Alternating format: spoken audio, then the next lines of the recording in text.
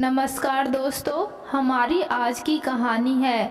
दहेज में मिले फर्नीचर को देखकर मुंह बनाते हुए कहा, ऐसा ओल्ड फैशन का सामान रखकर घर का हुलिया थोड़ी न बदलना है। यह सुन बहू को आया गुस्सा। बहू के पिता ने सामान तो दिया है, लेकिन एक भी चीज ढंग से नहीं दी। देना ही था तो हमसे पूछ लिया होता कि कैसे खरीदना है। ये देखो, इस अलमारी का रंग कितना अजीब लग रहा है। ऐसे रंग की अलमारी भी भला कोई रखता है? मुझे तो हल्के रंग की अलमारी अच्छी लगती है, और ये बेड का डिजाइन भी कुछ खास नहीं है। दहेज में मिले फर्नीचर को देखकर मुंह बनाते हुए बबीता बोले ही जा रही थी। पत्नी की बातें सुनकर पास बैठे श्यामा के ससुर जी अपना चश्मा नीचे करते हुए बोले, अरे अब जो दे दिया सो दे दिया। तुम्हें पसंद नहीं आया, अपने हिसाब से बदलाव कर लो। तो मैं करवाऊंगी ही। भला ऐसा ओल्ड फैशन का सामान घर में रखकर घर का हुलिया थोड़े ही खराब करना है। बबीता जी अकड़ते हुए बोली। अपने कमरे में बैठी श्यामा सारी बातें सुन रही थी, या फिर ये समझो कि उसे सुनाकर ही सारी बातें हो रही थी। कितने जतन से सालों से एक एक चीज उसके पिता ने अपनी बेटी के दहेज के लिए इकट्ठा की थी। अपनी तरफ से किसी चीज की कमी नहीं रखी थी, फिर भी यहाँ किसी को उन चीजों की कोई कदर नहीं थी। कुछ दिनों बाद ही घर में ऑपरेटर आया और बबीता जी ने जैसे जैसे कहा वैसे वैसे दहेज में मिले फर्नीचर का हुलिया बदल दिया गया। अलमारी का रंग भी बदल दिया गया। कुछ ठीक लग रहा है, लेकिन फालतू में हमारा इतना खर्चा हो गया।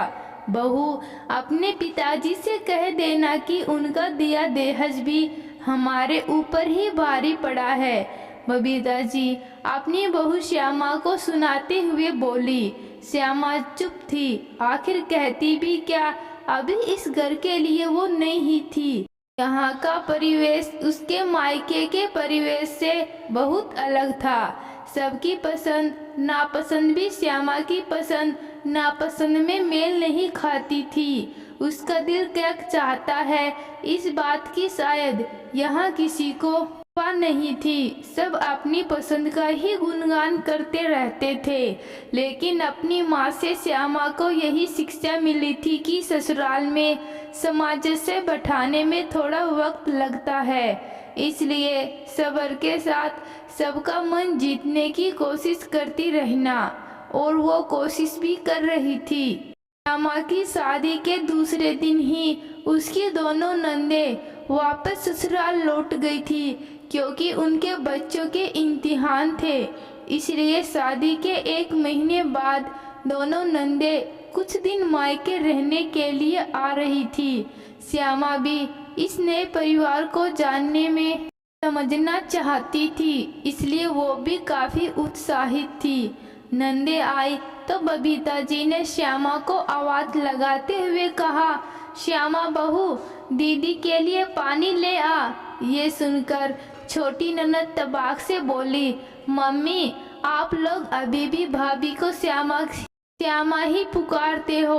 कितना ओल्ड फैशन नाम है।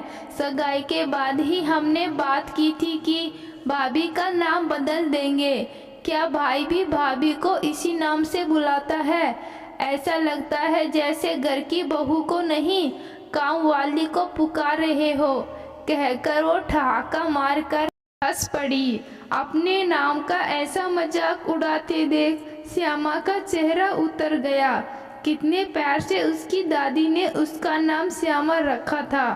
दूसरी ननद बोली, सच में मम्मी, बहुत अजीब लगता है ये नाम, लेकिन भाभी पर सूट करता है। इन्हें देखकर लगता भी नहीं कि ये आज के जमाने की है। बाल देखो, घुटने तक चोटी बना रखी है, और बिंदी भी कितनी बड़ी लगा रखी है।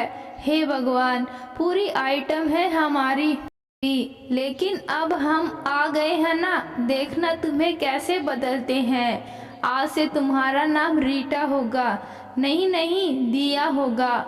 नहीं दीदी, मुझे तो प्राची अच्छा लगता है, छोटी ननद बोली। दोनों नंदे आपस में श्यामा के नाम को लेकर बहस कर रही थी।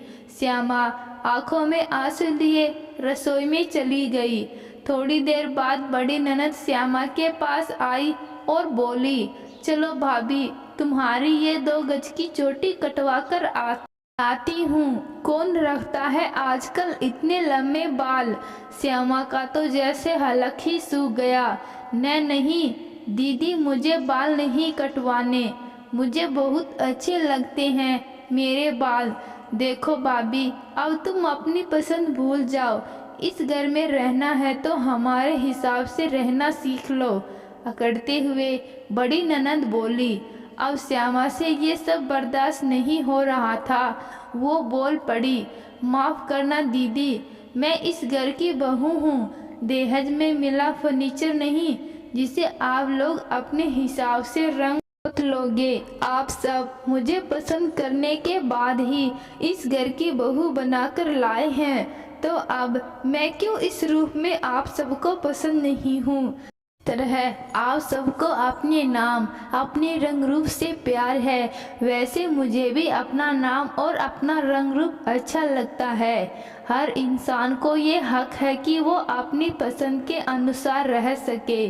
फिर मुझ पर आप सब दबाव क्यों डाल रहे हैं? क्या शादी के बाद सिर्फ बहू को ही बदलने की जरूरत होती है? श्यामा की बातें ऑफिस से आए श्यामा के पति अविनाश ने सुनी तो वो भी बोल पड़ा, दीदी श्यामा ठीक कह रही है। जब उसे हमारे रहन सहन और नाम से कोई शिकायत नहीं है तो हमें क्यों इसके नाम और पहनावे पर सवाल उठाए।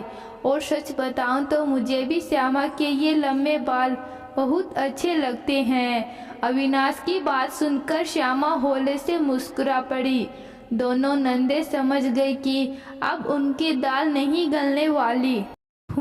हमें क्या, रहो इस गवार के साथ, जब लोग मजाक उड़ाएंगे तो मत कहना, मुंह बनाती हुई ननद बोली। लेकिन अब श्यामा को उनकी बातों से कोई फर्क नहीं पड़ रहा था, क्योंकि उसका पति उसके साथ था।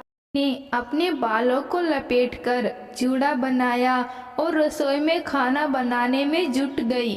तो दोस्तों, आज की कहानी आपको कैसी लगी कमेंट बॉक्स में ज़रूर बताना। धन्यवाद।